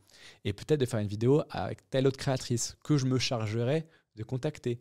Et puis, je me dirais, peut-être que ça serait intéressant de négocier avec telle plateforme, si c'est possible, pour réduire un peu son pourcentage. Tu vois, c'est ça le taf de manager. Absolument. À terme. Et ça, si la modèle est vraiment investie, que le manager est bon, après, ça nécessite du bon sens, des bonnes méthodes, du taf, de l'inventivité, de l'innovation. En fait, c'est ça qui fait la différence, c'est l'innovation qui fait toute la diff sur le long terme. Mais mec, t'es imbattable. Là, tu peux aller chercher des montants qui sont astronomiques, tu vois. Mais il faut que tu builds la meuf. Il faut que tu construises tout un univers, tout un personal branding. Et c'est de l'art, quoi. C'est de l'art. C'est de la science et de l'art. Je suis à 10 000% d'accord. C'est de la propagande. C'est ça, c'est de la propagande. C'est du Edward Bernays moderne. Non, je suis 100% d'accord, puisque finalement, ce milieu qui explose maintenant, OnlyFans du management, c'est quelque chose qui existe depuis très longtemps dans d'autres industries, mais celle qui est la plus proche, c'est tout simplement l'économie des influenceurs. Tout à fait. Moi, aux États-Unis, j'ai géré une agence où on manageait des influenceuses, et notre rôle en tant qu'agent, c'était pas juste rapporter des contrats avec des marques et des collabs. C'était vraiment comment tu vas pouvoir créer un meilleur contenu, t'aider par rapport à ça, t'apporter des partenariats. Quelle est ta carrière? Qu'est-ce que tu veux faire de plus derrière? Donc c'est du management, comme tu l'as dit, comme des artistes de tout type musicaux. Tu sais que Miami est la capitale mondiale d'OnlyFans. Oh yes, c'est chez moi. C'est là bon, c'est où chez au mètre moi. carré, il y a le plus de modèles. C'est vrai? Oui, non, c'est vrai, ça a été prouvé, une étude qui a été Écoute, faite. mec, C'est exceptionnel. moi je suis chaud dans les prochaines semaines, prochains mois. Je suis très chaud. Moi, je veux me faire ça depuis longtemps. Donc, Ah bah alors tu si me jamais, dis, tu vas Ok. adorer. clairement, en plus Miami, si c'est ma capitale. C'est ta si c'est ma capitale, il faut capitale, que tu y écoute, faut que j'y ailles. aille. Je te Je jure. savais pas que c'était la capitale Ouais, mondiale. ils ont fait une étude et en fait c'est assez impressionnant. Bah, il fait beau, t'as un beau décor pour les photos, etc. Ouais, T'as ça les m'étonne plus pas. belles femmes du monde qui sont à Miami. Ça, je peux te le dire, le garantir, c'est les plus belles femmes du monde. Bon, toi, t'as une copine, mais bon, voilà. Donc c'est une très belle ville à vivre. Ça, Ok, intéressant. En termes de coût de la vie, c'est il est plus élevé qu'à Paris. ok, d'accord. Oui, mais les gens gagnent plus en moyenne. Enfin, il y Un a- petit peu, mais Miami est un petit peu mauvais par rapport à ça, où en fait le coût de la vie est très élevé et les salaires n'ont pas forcément suivi. Parce D'accord, qu'ils ont ok. un gros boom depuis le Covid. Donc c'est assez cher. Ok. Donc quand tu es indépendant, ouais, faut que ça crache Ouais, un faut peu. que ça quoi. crache, ouais. Sinon c'est dur. C'est pas aussi dur qu'à New York, mais c'est quand même assez cher. Ouais, New York, c'est de la folie. New hein. York, c'est n'importe New York, quoi. là, Tu te fais du coup, violer. je voulais regarder un petit peu pour un potentiel voyage. J'ai regardé pour les Airbnb, mais le moindre truc sympa, mais c'est un massacre. Ah ouais, même un hôtel miteux, ça coûte une blinde. Ah non, mais c'est horrible. La bouffe à l'extérieur, c'est tombé. Hein, c'est très, très Les gens cher, gagnent New York. beaucoup là-bas. Je connais Ouais, très là, peu les, US, moi. les salaires sont plus élevés. D'accord. À New York, tu survis avec 150 000 par an et tu commences à vivre avec 250. Ah ouais, à ce point. Ah ouais, mais c'est pas choquant, hein, les gens qui vont écouter ça et qui vivent aux États-Unis, ils vont. Ah, je me rends pas du Ça, tout compte. c'est, je connais pas du euh, tout. D'accord. Mais tu gagnes plus de base, hein, c'est sûr Ouais. que t'as pas un salaire à 35 000 à l'année. Ouais, mais hein. du coup, tu te fais un peu éclater quand tes revenus proviennent de France, quoi. Ah ouais, c'est. Ou alors, faut gagner beaucoup, ouais. Mais Ouais. c'est difficile, ouais. C'est un gros avantage qu'ils ont. hein. Les US, ils lancent un business, ils touchent un public Ah, c'est ça qui est beau. qui est d'une largeur qui est dingue, quoi. C'est pour ça que je te posais la question par rapport au marché américain, parce que même si c'est des modèles françaises, sur OnlyFans, tu n'es pas obligé de parler. Bah, alors, Ouais. ça crée toujours une connexion supplémentaire, mais tu Bah, peux, pareil. juste avec des textes, avec des trends, sur TikTok, exploser. Pareil, ça c'est super intéressant. Le chatting, tu vois, le chatteur de base, ça va être vraiment le golemon, tu vois, qui va juste dire allez, je t'envoie une photo, bébé, vas-y, paye et tout. Enfin, nul. Un bon chatter, c'est un mec qui va garder un historique des conversations et qui va ensuite reprendre la conversation. Là où elle s'est arrêtée il y a 2 jours. Ah, tu vas bien depuis lundi, machin. Ah, du coup, ton match de tennis, ça s'est passé comment? Ah, ok, t'as fait ça, t'as gagné? Ah ouais, trop bien et tout, machin, ok. Ah bah moi, écoute, tout à l'heure, non, j'ai rien fait de ma journée, je suis resté là, j'ai bouquiné, puis j'ai pris un bon bain chaud, machin. Bah d'ailleurs, j'ai pris quelques photos, tac, tac. Et ça, là, tu voyages. Là, c'est du storytelling, Faut là, c'est de la vente, là, s'intéresser, c'est du bien sûr. copywriting. Là, il y a le fameux imagine, tu vois, en copywriting, le truc de base, en mode imagine, comme machin. Et il y a une excellente vidéo que je vais mettre sur mon Telegram d'ailleurs, un chatter qui fait ça, et qui détaille sa conversation avec un mec, où il finit par lui vendre une vidéo à 400 €. Magnifique. Et c'est une masterclass où le mec, en fait, le fait voyager. Tu vois, là, mais c'est du. C'est de l'art. C'est vraiment de l'art. C'est en fait une discussion, mais qui dure des heures. En mode, bah voilà, je me sentais comme ça, ensuite j'ai fait ça, et toi, et machin. Et c'est une vraie discussion. Et elle finit par le teaser. Et tu vois, à la fin, c'est lui qui demande la vidéo. Alors que c'est elle qui veut lui vendre, tu vois. Enfin, le chatter. Et c'est magique, quoi. Enfin, c'est vraiment impressionnant. Et c'est ça, un bon chatter, tu vois. Et ça, c'est très bien à trouver. De la même manière qu'un. Ça gagne combien de chatter? Un chatter, ça prend généralement entre 7 et 10% de ce qui est généré. Ah ouais, Ah oui, oui, ça peut, oui, oui. d'accord.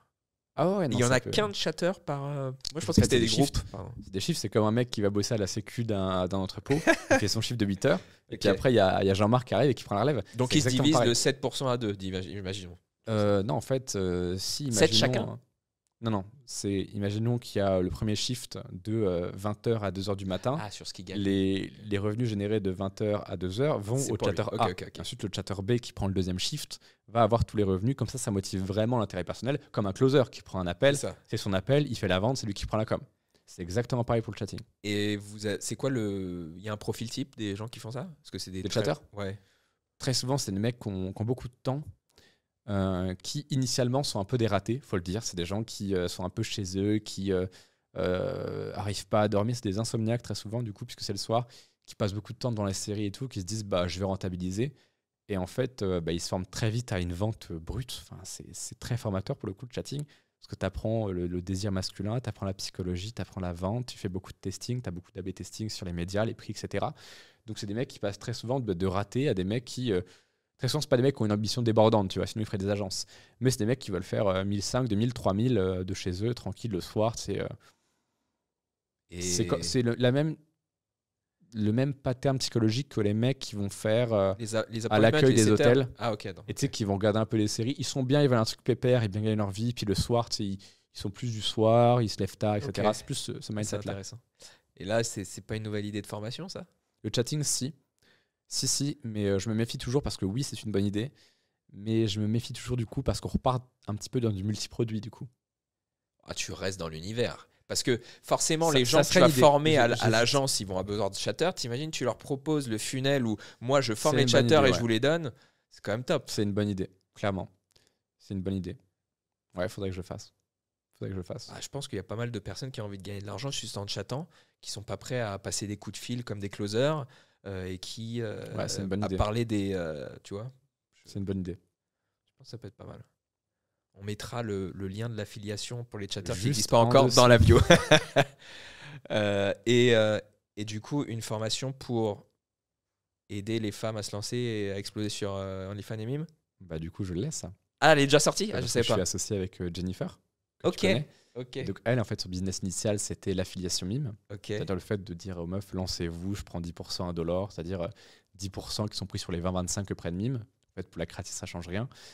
Et je lui ai dit, mais attends. Et là, j'ai commencé à avoir la notion d'écosystème, effectivement, auquel pourrait s'ajouter une formation de chatting. Très bien, c'est une très bonne idée. Et j'ai dit à Jennifer, mais écoute, fais une formation. Elle en avait une, mais qu'elle ne mettait pas du tout en avant, qui n'était pas optimisée, qui n'était pas dingue et tout. Je lui ai dit, mais mets en avant la formation pour apprendre aux femmes à devenir modèles. Comme ça, on aurait un écosystème avec une formation qui forme les managers et une formation qui forme les modèles. Et les deux qui s'entre-nourrissent. Mais si on peut rajouter le chatting, c'est une très bonne idée. Ouais. Ok.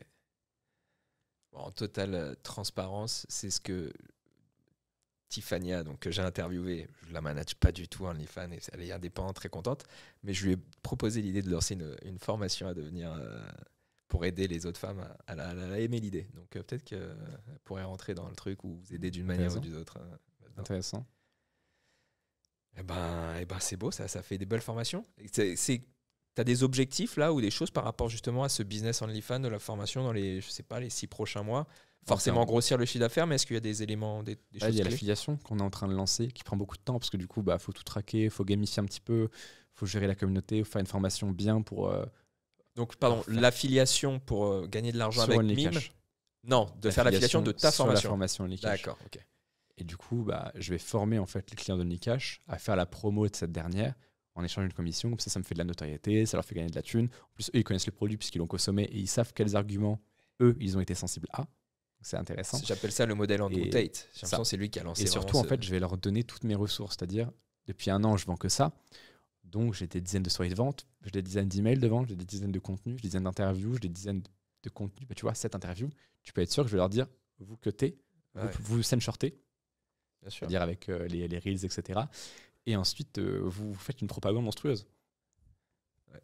Et en fait, le but, c'est de leur mâcher le travail, de leur faciliter tout pour qu'ils aient leurs ressources, leurs connaissances, que tout soit clair. L'affiliation à vie aussi. C'est-à-dire que si tu envoies un lead maintenant, qu'il envoie dans le lead magnet, qu'il laisse ton email, etc., qu'il achète maintenant, demain, dans 6 semaines, dans 6 mois, tu prends l'affiliation. Même si elle n'achète pas tout de suite. Tu vois. C'est-à-dire que le cookie s'attache au mail, quoi qu'il arrive. Ça, c'est super rassurant. Tu vois. Et s'il prend une formation derrière, tu prends encore l'affiliation. C'est de l'affiliation à vie, en fait. C'est super intéressant pour les mecs. De toute façon, l'affiliation, autant pour toi que pour eux, c'est le meilleur business model au monde. Oui, C'est surtout qu'en plus, eux, ils ont envie de faire de la thune avec l'OFM, ce côté infoproduit. Mais ils n'osent pas se montrer, mais ils veulent rester anonymes, mais ils veulent pas montrer leur visage à Internet, mais ils ne sentent pas de créer du contenu. Enfin, tu vois, moi, j'ai quand même mis mon image dans la balance, mais parce que ça me rapporte ce que ça me rapporte et que j'ai les opportunités que j'ai. Je ne conseillais pas aux mecs lambda de se lancer visage découvert et parler de ça, tu vois. Si dans 2 ans, tu veux changer, ça va te suivre. Moi, je sais que ça va me suivre et je l'assume parce que je serai toujours dans des industries un peu controversées, donc j'assumerai quoi qu'il arrive. Pas sûr de ça. J'ai l'impression que les gens oublient très vite. C'est-à-dire que tu peux être là au top, etc. Oui, mais t'arrêtes de poster du contenu pendant 6 mois, on t'a déjà oublié. Hein. Ça va tellement vite ouais, maintenant mais que... le truc OnlyFans, ça a vraiment une connotation mauvaise. Donc tu seras toujours un petit peu affilié à ça, tu vois. Ouais. Et là où certains se voilent la face en disant non, moi je le sais et je suis totalement ok. Tu vois, je sais que ce que je fais, puisque je le fais de manière propre, professionnelle, gentleman, qui a vraiment une vision, un objectif business, ça, etc. justement. C'est que tu peux être Bah, dans une industrie qui est voilà. un petit peu plus controversée, mais si tu fais les choses bien et honnêtes, il n'y a rien qui va te retomber dessus. C'est ça, je pense. je trouve ça très hypocrite parce que des fois, on va cracher sur des mecs comme moi qui sont dans une industrie dite crade, mais on le fait super bien, de manière très pro, etc. Et on va laisser tranquille des mecs monsieur propre qui sont tout sourire dans une industrie très clean, enfin make money, mais très clean, très impact, très machin, et qui en fait derrière c'est dégueulasse, ils délivrent un dixième de ce qu'ils promettent, ils surfacturent, enfin c'est horrible, tu vois. Je suis d'accord, les apparences sont trompeuses. C'est ça. C'est vrai. C'est ce que disait Tiffania, d'ailleurs. J'ai regardé l'interview ce matin, c'est pour ça que je fais pas mal de références. C'est que je me suis dit, bon, attends, que je chasse un petit peu, parce que je te connaissais pas. Enfin, toi, tu m'as découvert très récemment. Ouais. Et du coup, moi, je t'ai découvert très récemment aussi. Je suis dit, bon, bah voilà, forcément, comme tu l'as fait pour moi, je suppose, bah, je te dis le personnage, ok, bah, comment il est, qu'est-ce qu'il a fait, c'est quoi son travail, etc. Et du coup, j'ai regardé, et puis en plus, j'ai vu OnlyFans. Donc, moi, je suis un homme simple, je vois OnlyFans, je clique. Et du coup, j'ai regardé l'interview, d'où les multiples références à cette dernière. Top. Eh ben, Manoa, merci beaucoup Merci à pour toi. cet entretien. Bravo pour tout ce que tu as fait déjà et ce que tu es en train d'accomplir. Merci. Pour le coup, c'est assez impressionnant parce que tu as quand même que 21 ans. Ouais. Donc, bravo à toi. Et puis, de toute façon, on mettra tout en bio si les gens veulent te suivre ailleurs. Mais je pense qu'ils te connaissaient déjà pour la plupart. Ok, bah écoute, merci encore pour l'invitation. C'était très plaisant. Et ouais, carrément, pourquoi pas faire un petit épisode V2 sponsorisé cette fois par Fortune Media quand je viendrai à Miami. Ah, avec Ça pourrait être plaisir. sympa. On peut faire des bons vlogs. Je suis Ça d'accord. pourrait être très Bonne sympa. idée. On va faire un truc sympa avec des modèles. Bah, Bon. merci encore, Antoine. Merci à toi. Ciao, ciao.